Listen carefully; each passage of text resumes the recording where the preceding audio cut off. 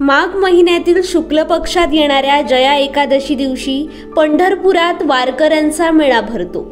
या जया एकादशीचं औचित्य साधत श्री विठ्ठल चरणी आपल्या कलेची सेवा अर्पण व्हावी या उद्देशानं कोकणची प्रसिद्ध युवा स्टोन आर्टिस्ट सौ ऋतिका पालकर नाईक हिनं नदी पात्रातील आणि समुद्र किनाऱ्यावरील 124 दगडगोट्यांच्या सहाय्यानं साकारलेली विठ्ठल रखुमाई आणि वारकरी मेळा कलाकृती सध्या कलाप्रेमींचं लक्ष वेधून घेते।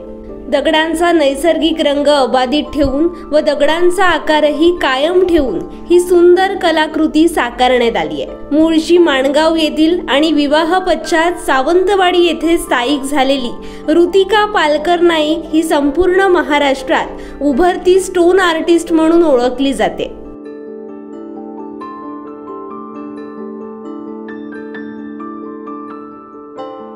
निसर्गात सापडणाऱ्या म्हणजेच नदी आणि समुद्र किनारी वाहून येऊन पडलेल्या विविध आकार आणि रंगांच्या दगडगोट्यांमधून अतिशय सुंदर प्रकारच्या कलाकृती सादर करण्यात ऋतिका माहिर आहे। आतापर्यंत अशाच दगडगोट्यांच्या सहाय्यानं तिने अनेक कलाकृती साकारल्या आहेत। नमस्कार, मी ऋतिका पालकर नाईक। मी स्टोन अँड पेबल आर्टिस्ट आहे।